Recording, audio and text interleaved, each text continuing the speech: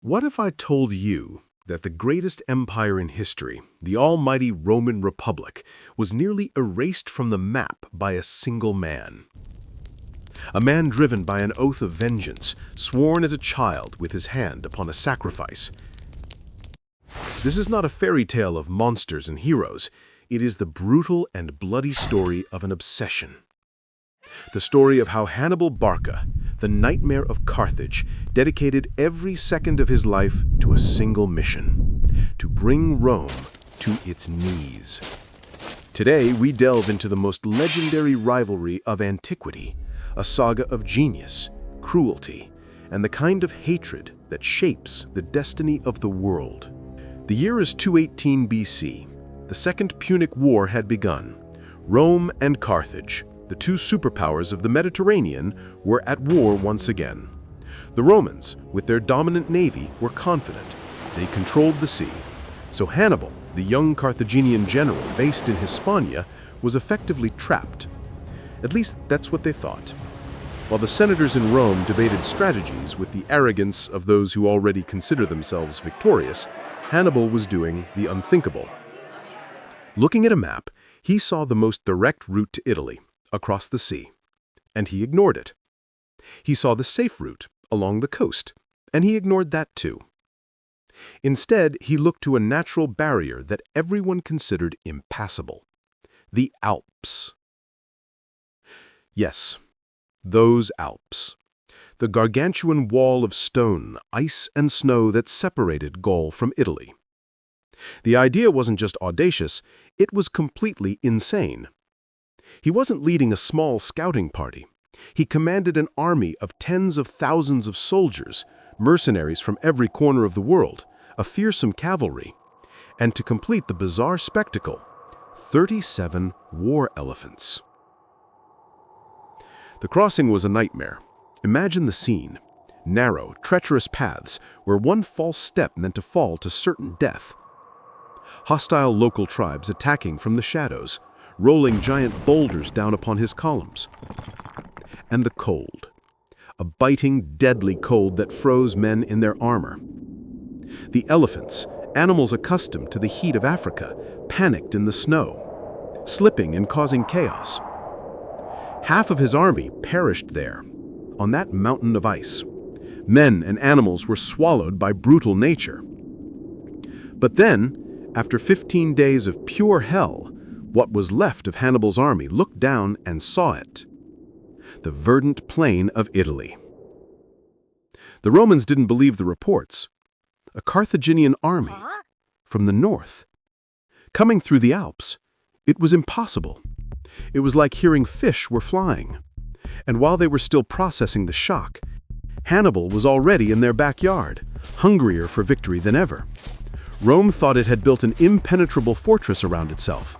Hannibal simply decided not to use the front door, a small detail that would cost them dearly. Hannibal was in Italy, and he wasn't there for tourism. He quickly annihilated 2 Roman armies at the battles of Trebia and Lake Tresame. Panic began to set in at Rome. This impossible general was also terrifyingly effective. In response, Rome did what it always did when it was scared. It formed the largest army its history had ever seen. Some 86,000 legionaries, a colossal war machine, were sent with a simple order: crush Hannibal. The battle would take place near a small village called Cannae. Hannibal had about 50,000 men. He was outnumbered and on open ground, the ideal terrain for the Roman legions. For any other general, it would be suicide. For Hannibal, it was a blank canvas. He knew the Roman commanders, Varro and Paulus, hated each other. Varro was reckless and eager for glory. Hannibal was counting on it. He positioned his troops in a way that seemed, at first glance, to be an amateur's mistake. A thin, bulging line of Gallic and Iberian infantry in the center, with his elite, stronger, and more experienced African infantry held back on the flanks. The Romans saw the weak center and did exactly what Hannibal predicted. They charged with full force to break the line. Hannibal's infantry in the center began to fall back, slowly. It wasn't a retreat, it was a tactical withdrawal, perfectly orchestrated. The Roman legionaries, sensing victory, pushed forward even further, funneling themselves deeper and deeper into the Carthaginian formation. They thought they were breaking the enemy. In truth, they were walking into the embrace of death. When the Roman army was completely inside the trap sprang shut. The elite African infantry, which had been on the flanks, moved in and attacked the exposed sides of the legions. At the same time, Hannibal's cavalry, which had already defeated the Roman cavalry, completed the circle, attacking from the rear. What followed was not a battle. It was an industrial slaughter. The Romans, compressed into a space so tight they could barely raise their swords, were cut down by the thousands. The hot Apulian sun witnessed the most terrible scene the ancient world had ever seen. The historian Livy records that more than 50,000 Romans died that day, men who woke up in the morning as the proud soldiers of the Republic, ended the day as an anonymous pile of flesh and metal. Hannibal lost only 6,000 men. He had executed the perfect annihilation, the double envelopment that would become the dream of every general for millennia. That day, Hannibal didn't teach Rome a lesson in warfare. He taught them a lesson in geometry. Unfortunately for the Romans, the lesson was on how to draw a perfect circle of death around themselves. After Cannae, logic dictated that Rome was finished. Any other nation would have surrendered. But Rome was not any other nation. They were stubborn, proud, and above all, resilient. The shock of the defeat was so great that they changed their tactics completely. No more pitched battles. They appointed a dictator, Fabius Maximus, a man who earned the nickname the Cunctator, the Delayer. His strategy was simple: never, under any circumstances, engage Hannibal in open battle. And so began one of the longest and most frustrating games of cat and mouse in history. For more than a decade, Hannibal marched through Italy with his army, a phantom haunting the Republic. He was the master of the peninsula, burning farms, sacking cities, trying to force Rome to fight. But the Romans refused. They followed him, harassed him, attacked his supply lines, but never gave him the decisive battle he so desperately craved. Hannibal was winning every fight, but he was losing the war. He was isolated. His requests for reinforcements and supplies from Carthage were often ignored.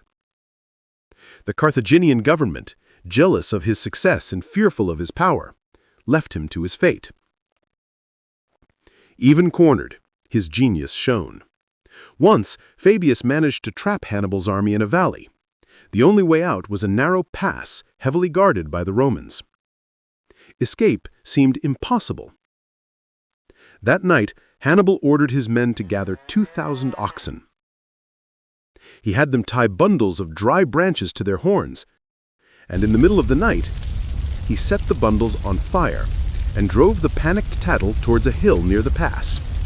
The Roman guards, seeing thousands of torches moving in the darkness, thought it was Hannibal's army trying to flank their position. They abandoned the pass to intercept the supposed threat, only to find a herd of frightened oxen.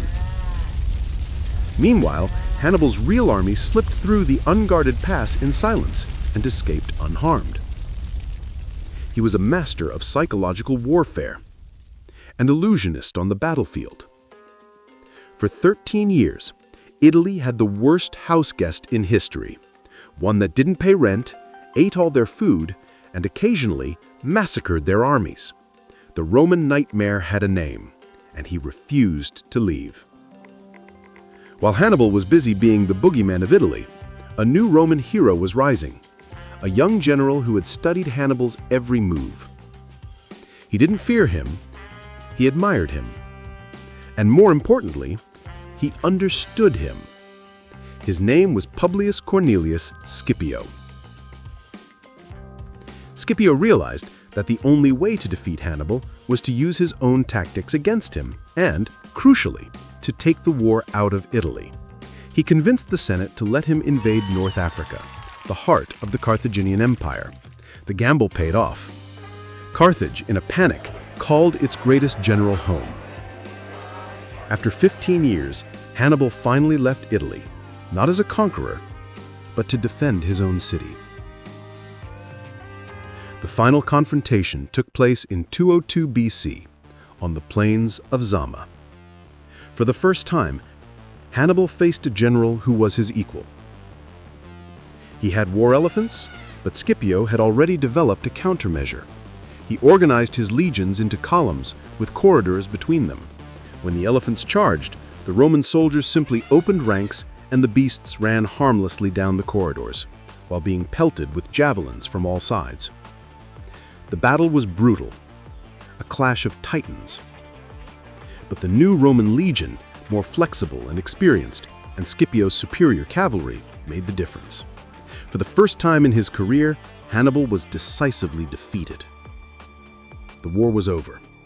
He lost the battle, he lost the war, but he did not lose his life. Scipio, in an act of respect, allowed him to live and help rebuild Carthage.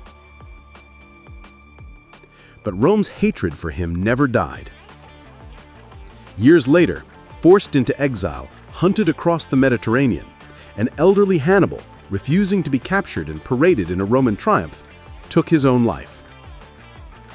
His last words are said to have been, "Let us relieve the Romans of their great anxiety, since they find it too long to wait for the death of a hated old man."